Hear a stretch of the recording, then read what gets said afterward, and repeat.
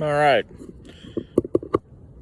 So today we're going to go over bore sighting a rifle or any single projectile. I guess you could even use it on a shotgun if you had a shotgun that was capable of making a pattern tight enough to where you was going to use a scope. There's a lot of things out here that will help you bore sight. There are different methods. This is an old method I was taught years and years ago, and it saves just as much as ammunition as one of these laser in the bore of the barrel things. I really get down on some of the technology because it takes all the thinking out of the way we hunt. And that's, for the target shooters out there, it is what it is. But for the hunters, our first responsibility is making the proper strike on game. No matter what it is, no matter how we're hunting it, no matter what clothes we're wearing, no matter anything, is our responsibility to make sure a clean kill is made. And, we don't always succeed. Anybody that stands around and say, well, I've killed every deer I've ever shot at, or I've killed every squirrel I've ever shot at. Okay, well, you haven't been hunting long. And it will happen. There will be a time when you make a bad shot. So anybody that doesn't recognize that or doesn't admit to that, maybe you need to check your ego at the door. But it is our responsibility to remove all question if we can. I don't ever want to say that it's a rifle's fault that I missed or anything else. But anyway, we're going to get on with it. It might be kind of a long video, so hang in there with me. I'll try to not make it shaky. I'll try to do the best I can. So the rifle that I'm working with today is a bolt action, and I'm using a 22 just because they're cheaper to shoot. And a 22, probably one of the most underrated calibers. The 22 LR is probably the most underrated caliber out there. And probably the most overrated out there is a 6.5 Creedmoor. And there's a lot of people out there that's really hung up on a cartridge that it's just not that wonderful. You want to outdo a 6.5 Creedmoor, buy a 270. You just did it. 270 been out for a long, long time. Jack O'Connor's killed everything on the planet with it. Argue with that. So anyway, get off my 6.5 Creedmoor soapbox. So what I'm doing today is I'm looking down. I'm actually going to look through the end of the barrel at the sight. I've already taken the bolt out. You set it off to the side and you actually center your eyeball through the middle of the barrel to your target. Then you jump up here and you look through the scope.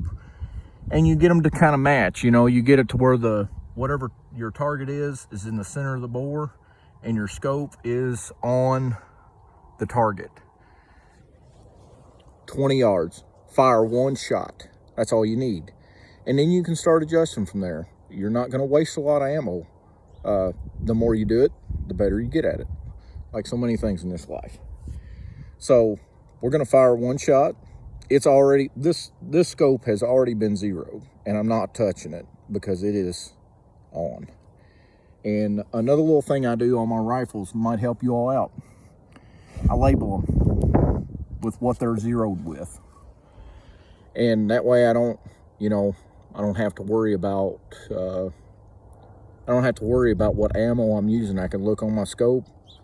I need CCI mini mags, hollow points, and I even get it down to where it's a hollow point, solid point, whatever, because I do not like missing. Missing is not my favorite thing to do. Humbling, and I need it every now and then. I do miss good shots every now and then, and it tears me up. If you knew my better half, you would know I sit in this chair and stew for hours after I miss a shot. It really bothers me. What bothers me even worse is crippled game. But anyway, we're going to shoot this, and then we're going to walk down to the target, so it might get a little shaky. but hang in there with me. We'll do the best we can, okay?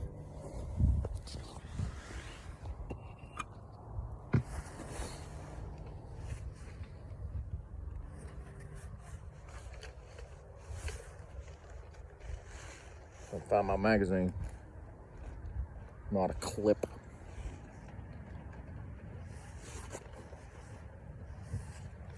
I'll put it somewhere, I promise. Ah. There it is. That's an empty one.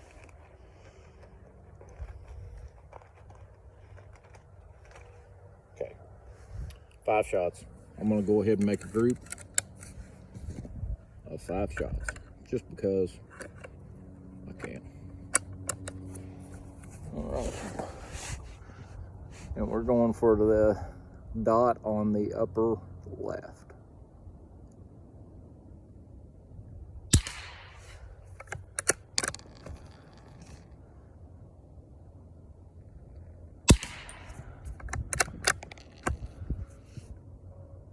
I feel myself pulling the trigger a little hard.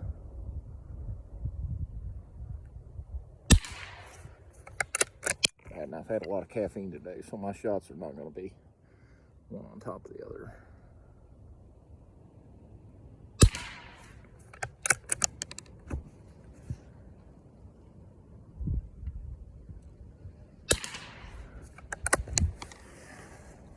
Let's go take a look. That's 5 shots. Bolt's clear. Everything's clear. I know it's clear because I cleared it. One of the biggest things with shooting is everybody always feels like they got to have a partner. They got to have somebody around, you know, maybe 2 or 3 people get together. And I understand it's a big social event for some, but the more you do by yourself with your rifle, the more you're going to understand it. And, well, that wasn't too bad after all. Let's see here, how are we going to do this? Right there. So we've got 5 shots right in the middle that I can cover up with 1 finger there. A little bit less than dime size. But that's how you bore sight. You know, if you would have shot 5 and it wouldn't have been sighted in, that group would have been somewhere else. So I don't always shoot a 5-shot group, especially with big bore rifles. It gets expensive to shoot them. Even if you reload, it's, you know, you're looking at $1 going out every time sometimes. And you sit down for a whole day and it gets expensive. But there's no point in that, especially with a hunting rifle. You don't need to shoot them time after time. Shoot them once or twice a day, once or twice a week. Sit around, think about shooting them. You know, be honest with yourself about your trigger pull. Be honest with yourself about your shooting habits. And it will make you a better hunter. It will make you a better marksman.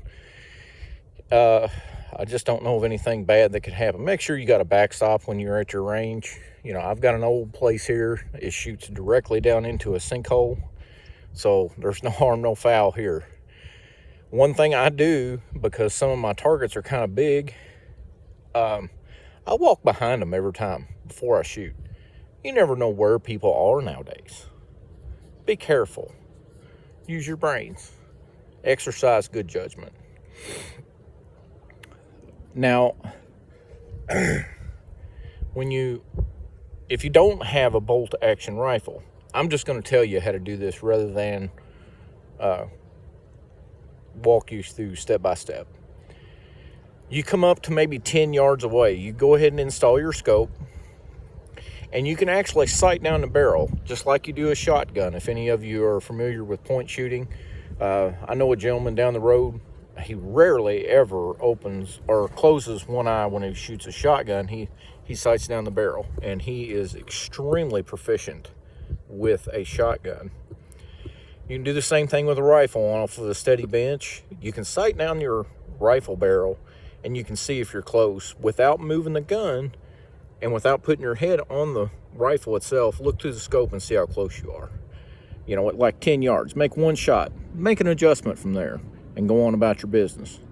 And one thing that I need, these advertisements that come up on Facebook for, all these bore sighters, okay? The best bore sight in the world will do you no good if you've not shot your weapon. If you bore sight your gun and you go hunting the next day without shooting it on paper, that is irresponsible. You are not being honest with yourself, and you're setting yourself up for a failure. And we don't like failure. So remove all the excuses from your shooting and make it to where when you miss, you missed. And then you just get to accept it. So I'm going to sit around and shoot for a little bit. And late doe season's in now, so we may do a little hunting this evening. I don't put a lot of pictures. I'm not going to put any pictures of, dead animals on this YouTube channel. It doesn't belong. You might catch a glimpse of one every now and then, but that's not my goal. Is to try to get people to be more proficient marksman hunters. Put the lead where it belongs. And whether you choose to make headshots, neck shots, body shots, whatever you choose to shoot at on an animal, make sure you hit it. If you make a bad shot, own it, move on. And so that's basically all I've got for today. One more thing I will tell you: if you have a weapon, I always call them weapons, it's the Marine in me and I can't help it.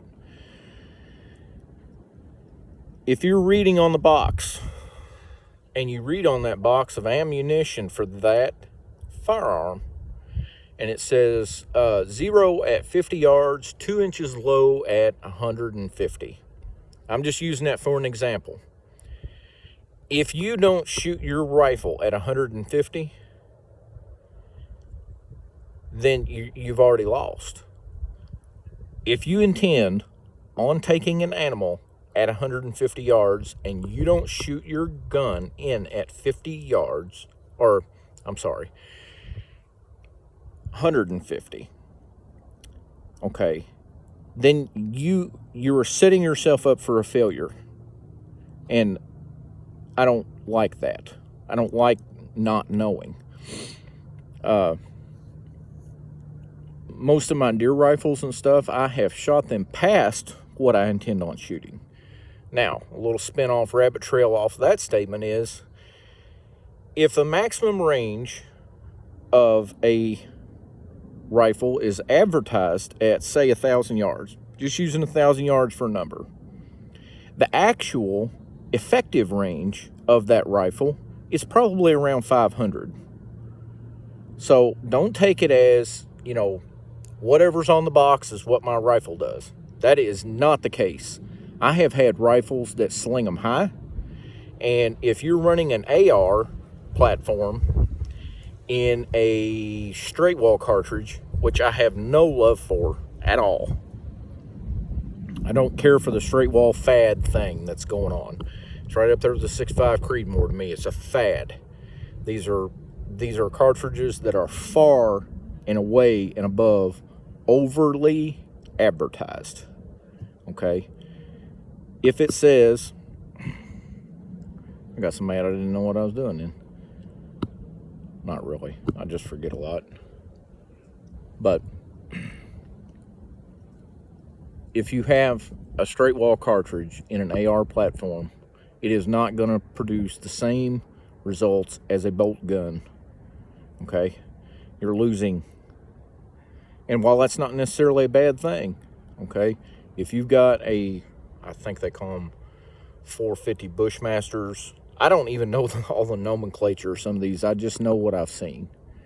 And we have a lot of people out there using these straight wall cartridges, especially in Indiana, because we've got really weird cartridge laws. Make sure you shoot your weapon at the range that you intend on shooting a deer. And here's where the discipline comes in.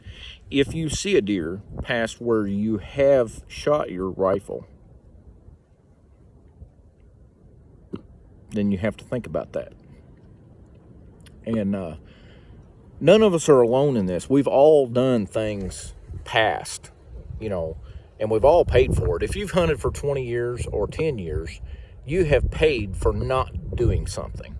You've paid for not zeroing your weapon well enough. You've paid for switching ammo in the middle of the hunt. There's a million different things that we could talk about.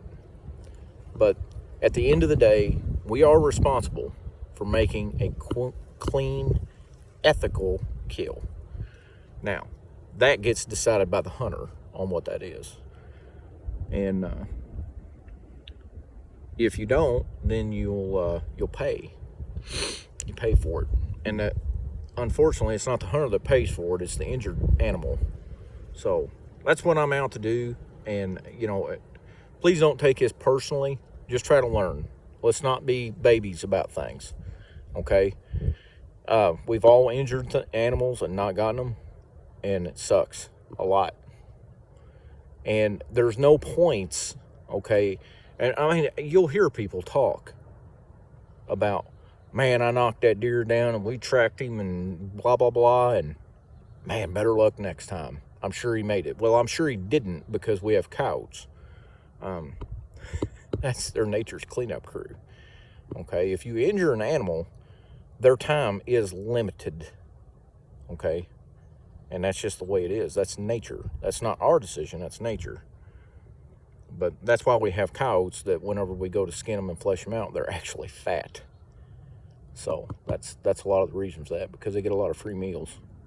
And I have to say that a lot of them are due to over-advertised cartridges where people take too long of a shot. Or they just exercise poor marksmanship. So it's not, I'm not trying to burn anybody down. I hope no one takes this wrong. But be lethal in the woods. You owe it to the game. Let's do the right thing for the game. So that's all I got for today. Zero your weapons, zero your weapons, zero your weapons. And shoot them at the distance that you intend on using that weapon. If you don't, you're just a liar then, I think. Because if you say, oh, I got a 500-yard gun. Well, have you ever shot it at 500 yards? No. Well, then you don't have a 500-yard gun. If you've got the finest 300 Weatherby Magnum target rifle, blah, and you've only shot it at 100 yards, it's a 100-yard gun, period. So let's leave all the emotion at the house. Let's go be ethical hunters of game. So y'all have a good one.